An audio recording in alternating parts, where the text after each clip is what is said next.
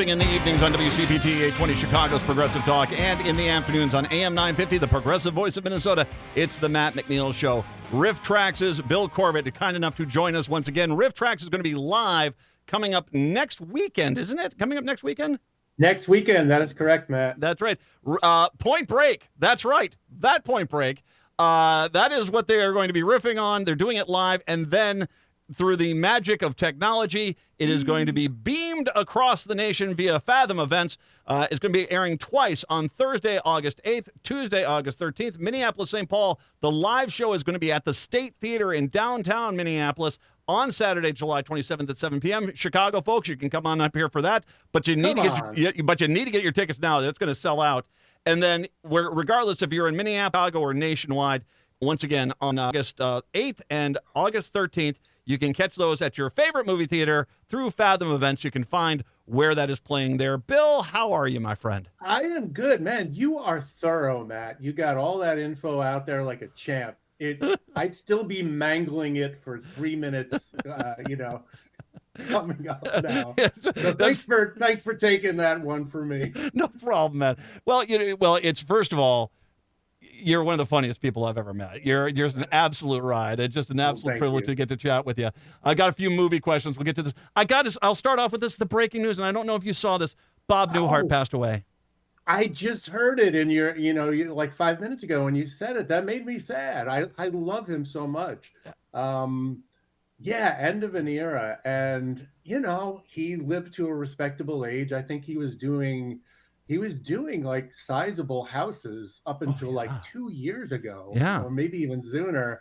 So, man, what a career. But I just loved him. He had his unique style.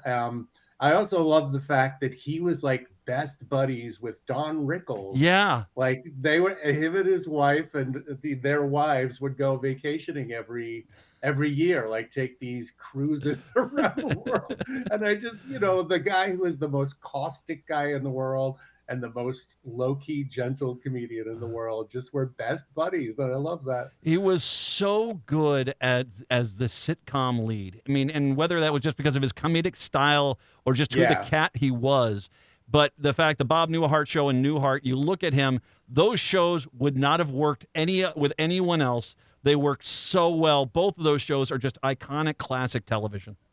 Yeah, it takes a certain lack of ego and great skill to like stand back that much and be that low key, and let other people be the loud weirdos and just sort of react to them.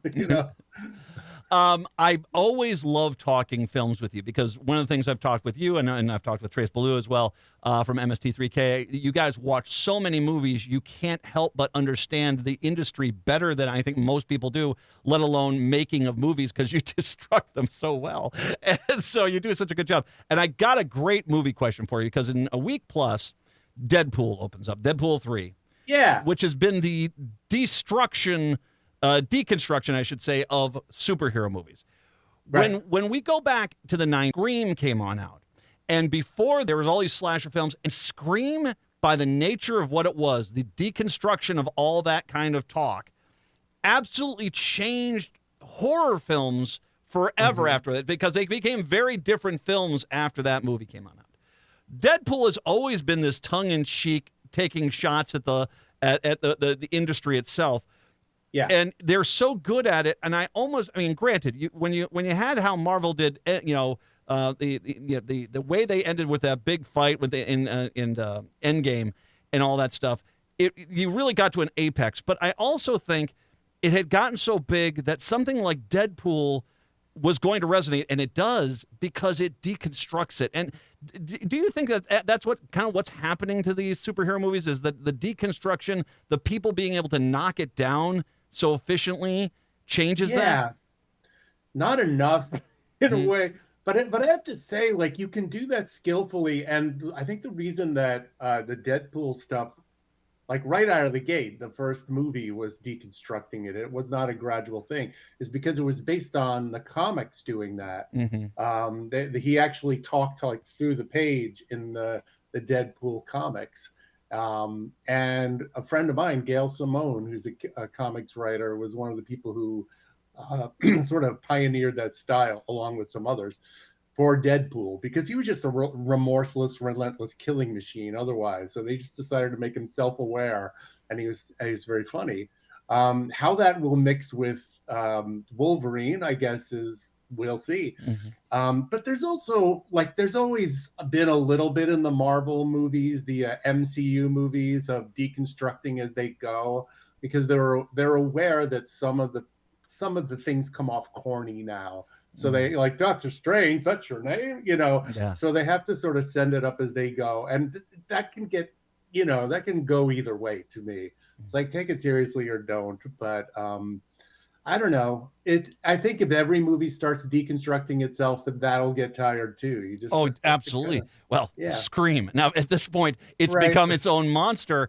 But when you look at Deadpool, in the first Deadpool movie, he makes fun of how people land in superhero movies, how unnatural it is. And then in Black Widow, they actually mock that as well. I mean, it was, they're playing catch up there. So I think that there is. I'm looking forward to the next Captain America movie. Deadpool comes out. I'm looking forward to that. But it is there. I just don't know. I think they're going to have to be smarter about how they make these movies. Absolutely. And they had one of their Marvel TV shows, She-Hulk, is another comic that had a certain self-awareness. And they had a wonderful actor. I'm trying to remember her name suddenly. Tanya something or other, Mosley. I think I have that slightly wrong, but she's a wonderful actor. She was in Orphan is the New Black. And there was nothing wrong with her performance, but somehow it didn't work as well. It wasn't as clear. It was a little more confused, and it's not a guarantee that it's going to work. Yeah, sure. It doesn't. But I mean, I think you can get away with it with their biggest characters. But when I think the days as well of these secondary characters being able to generate $400 million at the box office, I think that those days are kind of going to go by the wayside until you get to when they reintroduce the X-Men, and how they're going to do all that, I have no idea. Gosh, I mean, what a mess. It's a money printing mess. So, it could be worse for them. But yeah, obviously interest has fallen off. They introduced a whole saga too of like parallel universes and quantum universes, and I found it a bit of a muddle, and it was not as clear as like leading up to that end game thing.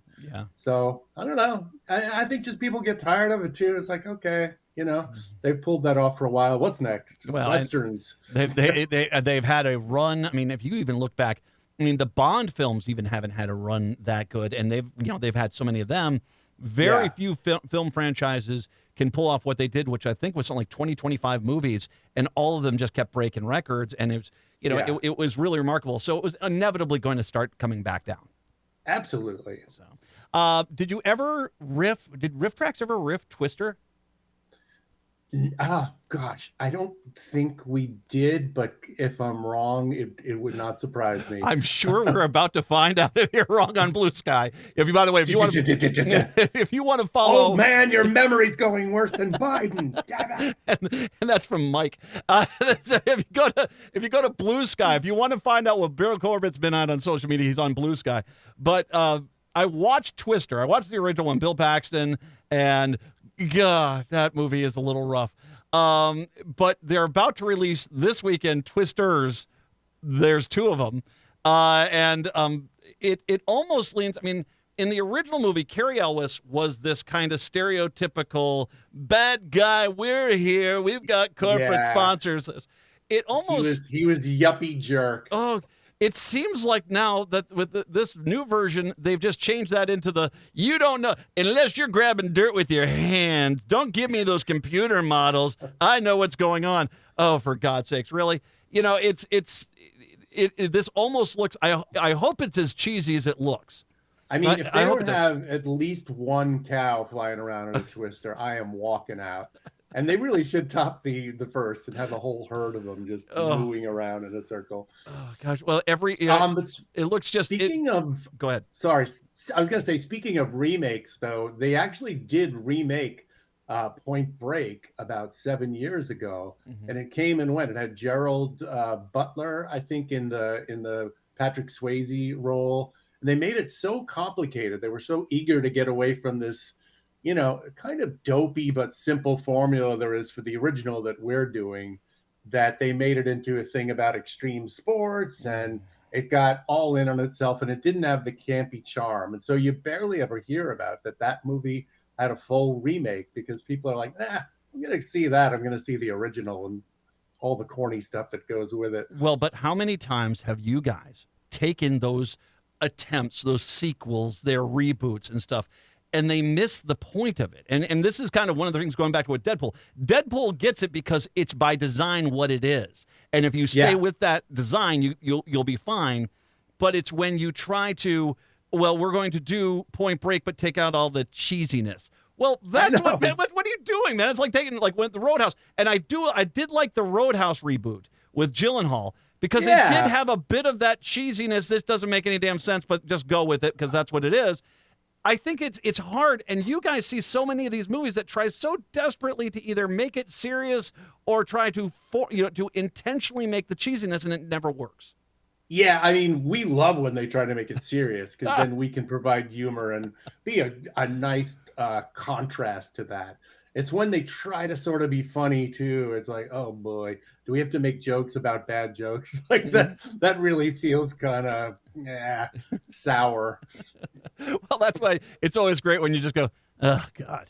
Yeah, okay. Because that's enough of a joke. Because I think there's too many people that just don't want to, they just mail it in. And maybe this is one of the things that is a benefit of the world that we're in right now with movies, is that stuff goes to streaming. That's on Prime. That's on Netflix. You're going to find it on Peacock or Paramount or wherever. That's where you'll find it. But if you're going to get released in the movie theaters, you can't make movies anymore that go into movie theaters where all the good lines are in the trailer. You have to have a little bit more substance. Yeah, I mean, you and I have talked about this before. It's such a crazy Wild West out there between streaming and the strike is still reverberating through the months, and just, you know, kind of terrible studio heads just trying to just make it into a purely money. And like, this has been joked about, like art versus commerce, for decades, since movies were around. There were commentary, but right now it just feels really cold-blooded. Like, we're just going to squeeze everything we can, and streaming has been a real proving ground for that, you know. And I don't think anybody knows quite where it's going to land, but I have all my friends in the industry are like, there's no money to do stuff at any scale out there unless you have like an intellectual property that is almost guaranteed to sell. And even that, you know, you might not make it. Real quick here, RiffTrax, because for a lot of people, if they might not be familiar, you and your crew, how many years have you been doing RiffTrax now? Well, Matt, we've been in the business of movie riffing since since the 90s. And for at least one of my two colleagues, Kevin Murphy, since the 80s, the early, like when Mystery Science Theater started. He's the grand old man of it. He was around at the get-go. Season 2. He was season 2 on Comedy Central, if I remember correctly. Absolutely. And he was there behind the scenes, like from the very start on public access days. Mike joined a bit later. I joined considerably later. But yeah, we got together after the show ended and started this RiffTrax thing. And we are celebrating our 18th anniversary in about 2 days, which is nuts to me. I would have said 10 years, but no, 18. We can vote now. Well, and I want to encourage people, if you've not seen them, they occasionally do post little videos from the live shows. It's a riot. Once again, the State Theatre, Saturday, July 27th at 7 p.m. They are live riffing Point Break, the original one. That will be filmed. Fathom Events will air it again nationwide August 8th, August 13th. Go to RiffTrax.com for information on that, and go see that. Now, Bill, I'm going to take a little bit of a break here. Can we jump into the political realm when we come back a little bit? Absolutely. Pull me right in the pool. All righty. It will be fun. Bill Corbett from RiffTrax joining us today, 952-946-6205. Take a break, come back. It's the Matt McNeil Show.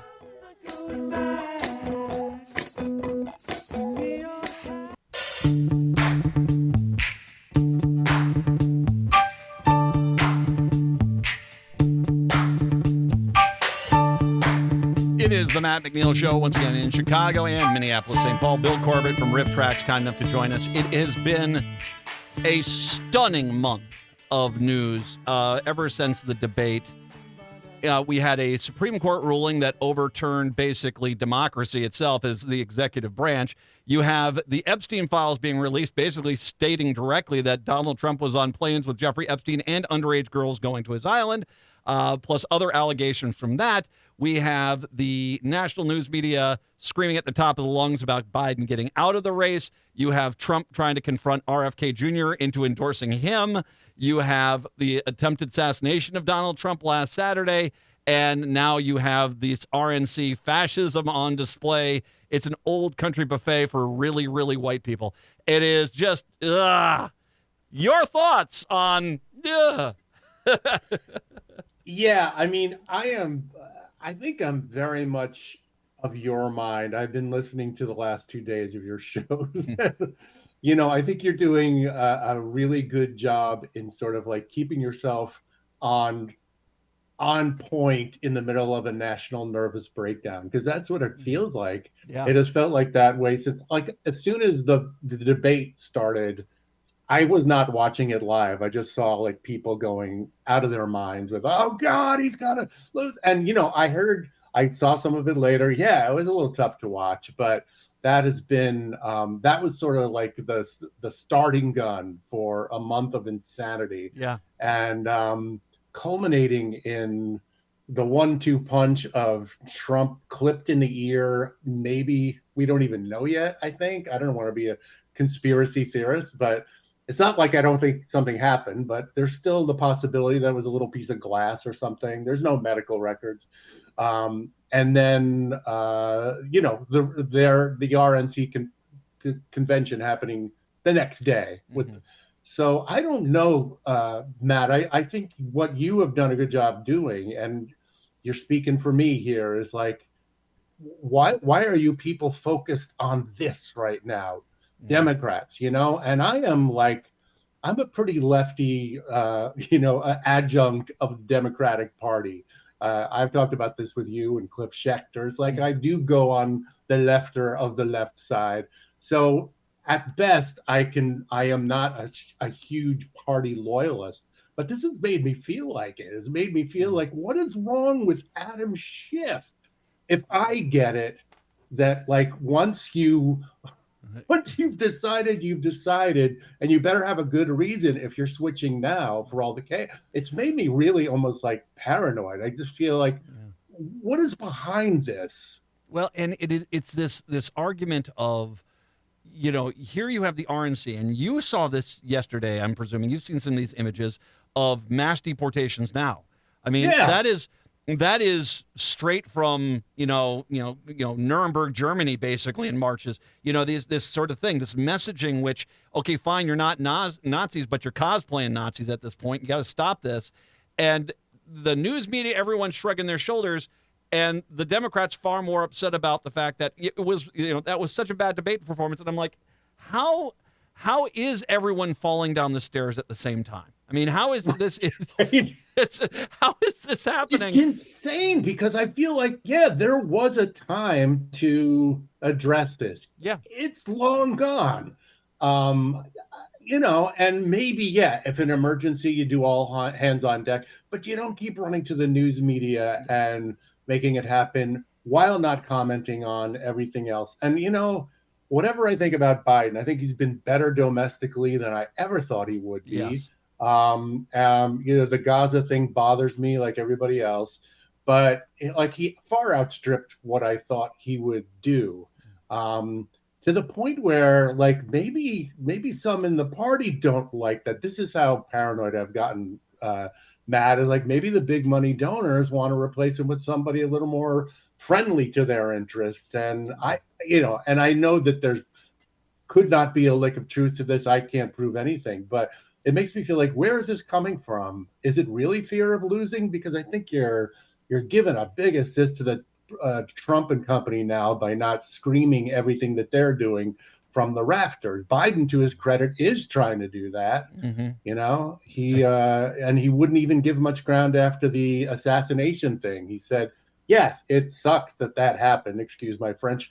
But you know where that rhetoric is coming from. It ain't us, you know? Well, and I want to just give you credit because you pointed out something I don't think many other people have said.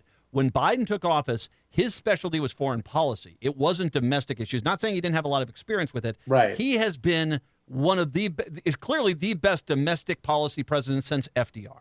And really, hands down, been spectacular there.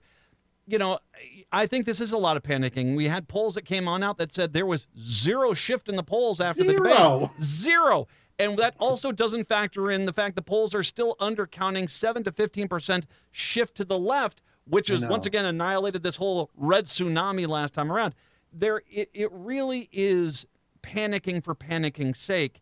And I don't know if it's just because it's easier to punch the guy sitting next to you than going across to the bully across the hall and putting one right in his schnoz.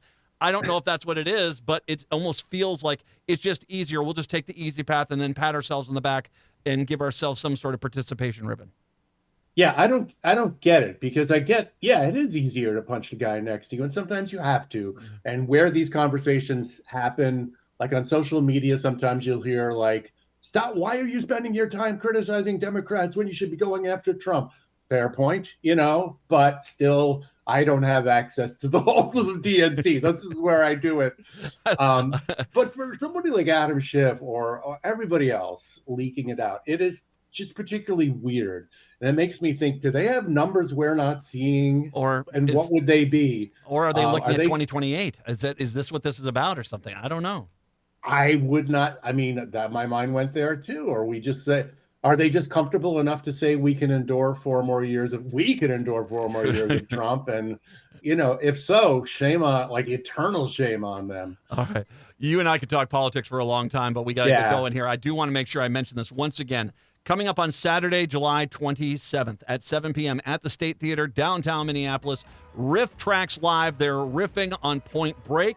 They're filming that. Fathom Events is going to be taking this nationwide. So Chicago and nationwide on August 8th, August 13th. You can go see that in your favorite movie theater. Bill Corbett from RiffTrax.